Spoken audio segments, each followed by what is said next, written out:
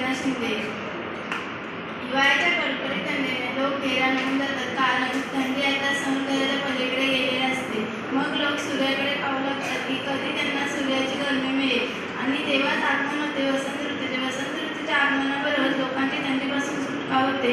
वसंत ऋतू हा सगळ्यात चांगला ऋतू समजला जातो, कारण वसंत ऋतूमध्ये खूप थंडीसुद्धा लागत नाही, खूप जास्त गरमीसुद्धा लागत नाही.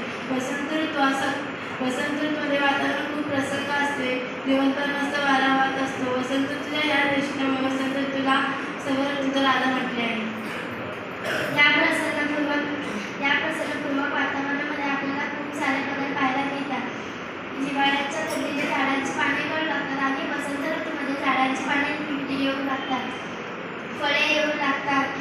आंबा, जांभूळ, आवळा आणि संत्रा खायला मिळते. मध्ये पशुपक्षी खूप प्रसन्न असतात, म्हणून तर कोकिळा खूप उभं लागते आणि बागेत मोर येऊन नाचू लागतात.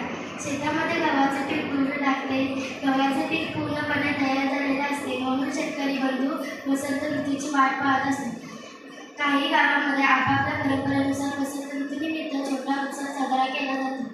या प्रसन्नपूर्वक ऋतूमध्ये होळीचा सुंदर असा उत्सव येतो. होळीचा सुंदर उत्सव आपल्याला एक चांगला संदेश देतो की दुःखानंतर नेहमी सुख येते. असा हा वसंत ऋतू. धन्यवाद.